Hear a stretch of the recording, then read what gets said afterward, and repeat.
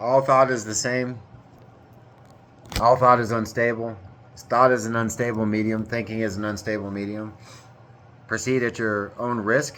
Just like thin ice by its nature is unstable, thought is unstable. It's the most unstable thing in the universe.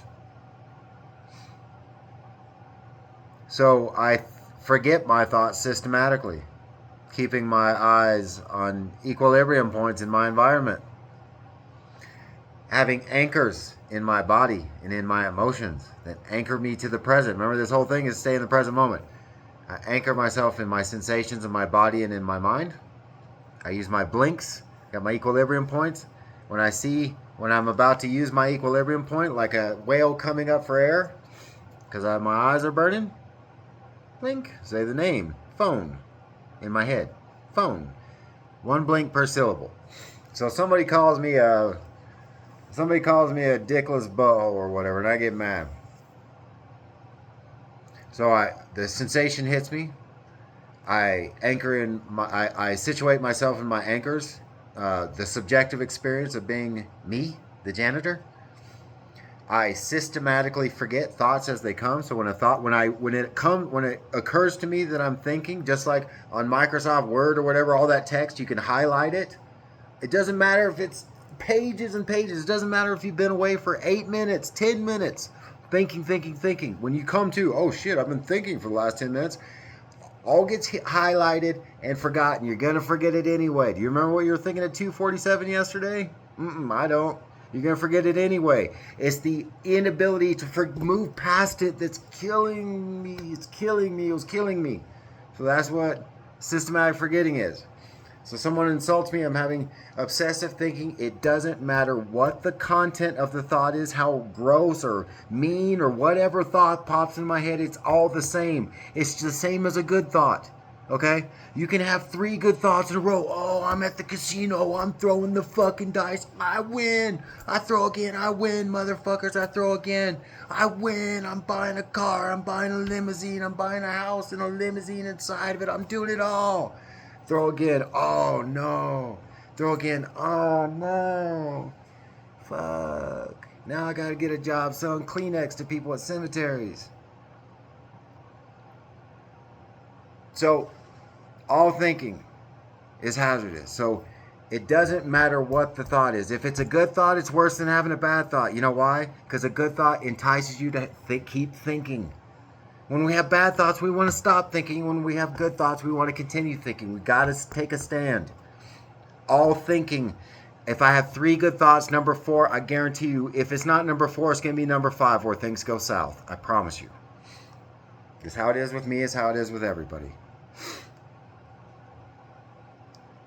Which leads me, practicing sustained equilibrium is the how to get through the emotions, the feelings, the anger of when you're insulted in the obsessive thinking. That's the how.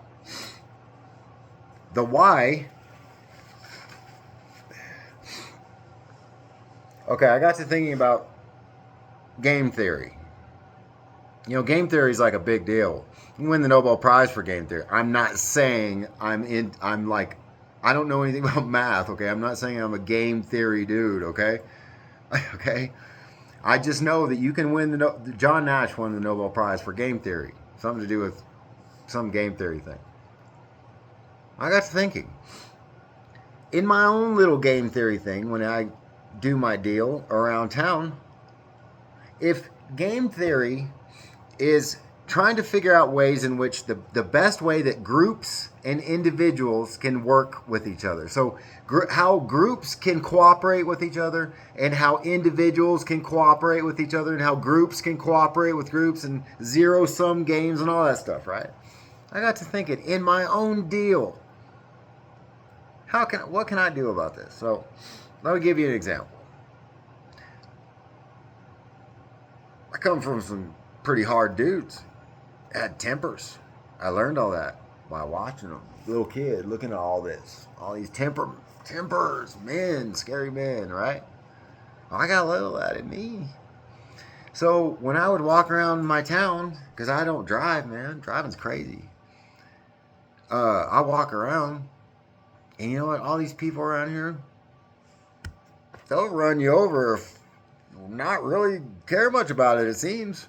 I mean, they're in their trucks and they'll just push you on out the way if you're a pedestrian. So in my heart, I'd walk around mad all the time before I started practicing. I'd walk around mad. If anybody looked at me wrong, I'd give them the eye.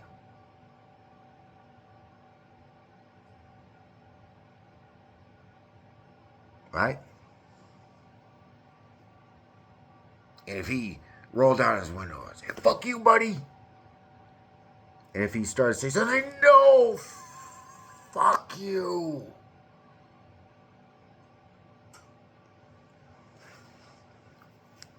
I was pissed off all the time. It never stopped. I couldn't walk anywhere without it happening at least once. Somebody doing something with their car, trying to go through the crosswalk. It says crosswalk's got a picture of a dude like me on it, walking with a backpack. Okay? And the dude just doesn't care. He almost kills me. And as he almost kills me, he drives by like that in his truck. Like that. Over and over and over again. I just kept getting angry and angry and angry. Until something occurred to me. If I was a game theorist, if I was John Nash or whatever, what would I do about this? And something occurred to me. I would forsake my personal sense of justice.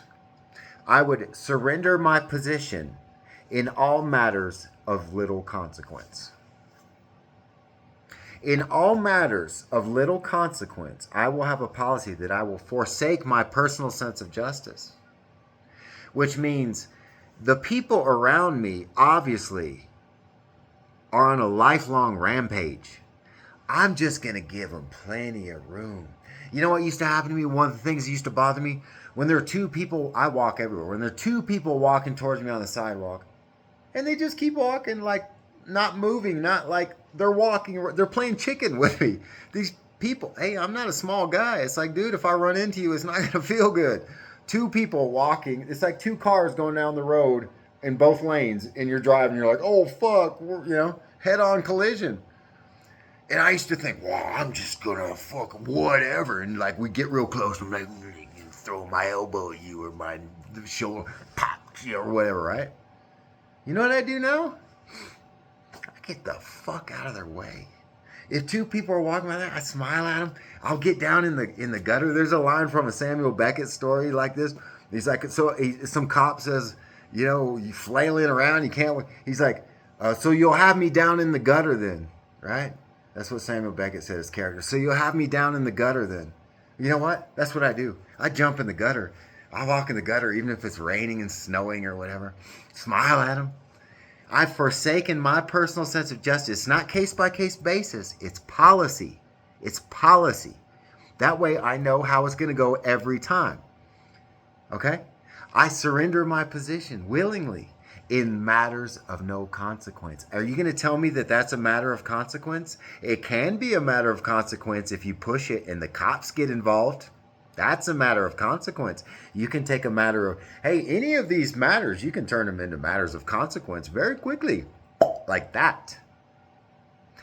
I want to avoid matters of consequence. I don't want to cause matters of consequence. Okay? Let me ask you something. If you go on a first date with somebody, you have two first dates that you're comparing. The guy sits down, he's annoyed with the waiter right off, okay? He's got a problem with everything. He's always looking at his phone. He seems angry and annoyed, and nothing seems to get past him. Like some little thing with the crispy, my thing's not crispy enough. My little pie is not crispy enough. I wanted it crispy. I came here because it's crispy. This is the crispy place, It's not crispy. That's your first date. A guy that can't get past anything. A guy that micro-analyzes everything, and that's his thing. Thought, thinking. Well, I like this. I don't like this. I like this. I don't like this. Well, fuck this. I love this. Or you go on a second date where the waiter accidentally spills fucking cranberry juice on the guy's white pants. For some reason, he's wearing white pants. Maybe he just got released from a mental institution. He spills cranberry juice all over his white pants. He says, hey, man, that's cool, bub. Cool, bub. Nothing seems to stick. You know why? Because he has a crazy little man inside, a Zenist, a Zen master inside that says, catch 2 points, nothing sticks. Catch 2 points, nothing sticks. Nothing sticks. Okay? Systematic forgetting. Okay? Forsaking my personal sense of justice in matters of little consequence. Because you know why? If I don't, it's going to hurt. If I don't forsake my personal sense of justice, if I go around and just demand my personal sense of justice all the time like I did all my life, guess what? I was miserable just like all these other people are miserable. If they would only learn to forsake their own personal sense of justice in almost every occasion. Okay? And the thing is, as practitioners, hey man, this is the deal. Okay? We're Zenists. We're supposed to be different. Okay? We're practitioners. I don't wake up every day and do this, like do the meditation thing all the way, the mindful thing all the way. I do that so I can be good to people, not so that I can have some personal power or something. We make up our mind beforehand as practitioners, as Zenists. We're on the side of life, as Lao Tzu said. Lao Tzu said this. He said, out of 9 people, 3 are on the side of death. 3 are on the side of life. 3 are on the side of death, and out of the remaining 3, those 3 are merely passing from birth to death. What side are you on? If you're a Zenist, your policy is, I forsake my personal sense of justice. I let them go first. It's the Bodhisattva ideal. Everybody goes first. Everybody else goes first. You know why? I practice, so I'm ready for this. Let everybody else have their thing. Hey man, if they want to walk 2 on the sidewalk and they walk by and say, that pussy just fucking stepped into this in the mud in the gutter because he's scared of us. He thinks I'm a pussy. I forsake my personal sense of justice. You know what I do? I give myself 4 points. I do. I say 4 points in my game. 4 points. I just earned 4 points. And you know what? I walk away happy, not pissed off.